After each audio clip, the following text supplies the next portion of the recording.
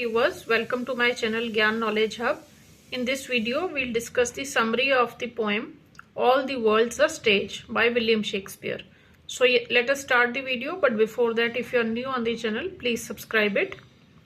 So this poem, All the World's a Stage, is a poem written by William Shakespeare, as I've already told you. In this poem, he compares the world with a stage and considers all human beings as actors. So इस poem में Shakespeare ने इस world को, इस संसार को एक stage से कंपेयर किया है कि ये जो संसार है, जो वर्ल्ड है, वो एक स्टेज की तरह है। तो जैसे स्टेज के ऊपर एक्टर्स एक्ट्रेसेस आते हैं, अपना रोल निभाते हैं और चले जाते हैं, सिमिलरली जो ये वर्ल्ड है, यहाँ पे भी सभी ह्यूमन बीइंग्स क्या हैं? एक्टर्स हैं, जो अपना अपना रोल प्ले करने के लिए आए हैं। All human beings have an entrance and exit in this world and all play 7 different roles which describe the 7 stages.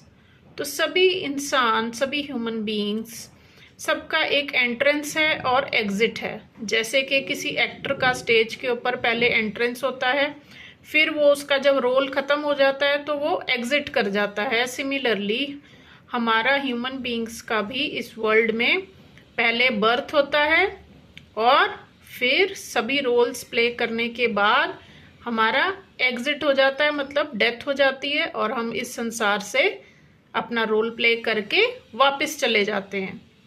तो कितने रोल्स प्ले करते हैं human beings? 7 stages, 7 roles play करते हैं। तो वो कौन कौन सी 7 स्टेजेस हैं, देखते हैं। In the first stage the human being is an infant who is helpless and dependent. तो सबसे पहले जो बच्चा है वो जन्म लेता है, वो इन्फेंट होता है और वो बिल्कुल हेल्पलेस और डिपेंडेंट, अपनी मदर के ऊपर, फादर के ऊपर पूरी तरह से डिपेंडेंट, कुछ भी खुद से नहीं कर सकता है, बिल्कुल हेल्पलेस होता है। He is crying baby in the arms of a care giver. वो हमेशा रोता रहता है और जो भी उसकी केयर करता है वो उसके गोदी में खेलता रहता है। In this second stage the human plays the role of a school boy. अब थोड़ा बड़ा हुआ तो कहाँ जाएगा? स्कूल जाएगा।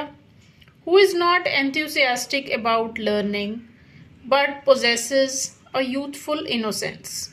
तो जब सेकंड स्टेज आती है इंसान की तो वो स्कूल में जाता है, लेकिन बिल्कुल भी एंथुसियास्टिक नहीं होता, ज़बरदस्ती स्कूल जाता है और उसके अंदर एक यूथफुल इनोसेंस होती है। In the third stage he becomes a lover who is passionately in love। फिर वो यंग हो जाता है, थर्ड स्टेज में आके यंग होता है तो उसको किसी के साथ लव भी हो जाता है। ही expresses his love through poetry और म्यूजिक, और इसी लव के चलते वो कभी पोएम्स लिखता है तो कभी म्यूजिक कंपोज करता है। This was the third stage of human life. In the fourth stage he plays the role of a soldier who is bold and seeks a glory and recognition। तो थोड़ा और बड़ा हुआ तो प्रोफेशन में आ गया, अपने कोई जॉब करने लगा। मोस्टली क्या बन जाते थे? सोल्जर्स। तो जब वो सोल्जर बन जाता है तो वो बहुत ही ब्रेव सोल्जर होता है, जो कि जिसे कि ग्लोरी और रिकॉग्निशन चाहिए, वो फेमस होना चाहता है।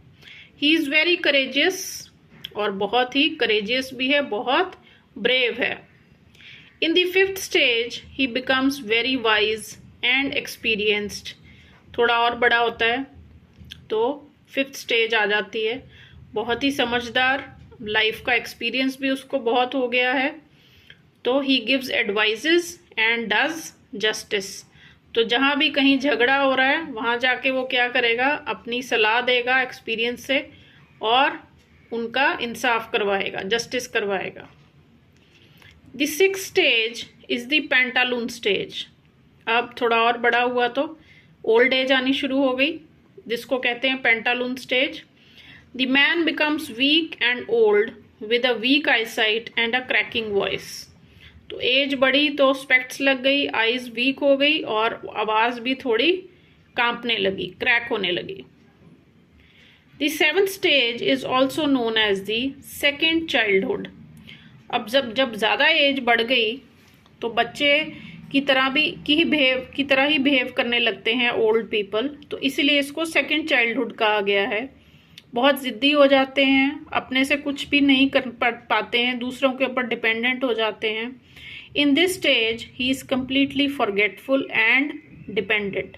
सब बातें भूलने लगते हैं और डिपेंडेंट हो जाते हैं दूसरों के ऊपर। This stage marks the final stage of life before death. तो ये स्टेज जो है ये डेथ से पहले की स्टेज है, जब बहुत ज्यादा एज हो जाती है। This is the second childhood, also known as the second childhood. So this was the seventh stage. So this is all for the summary of this poem. If you find the video useful, please like and share.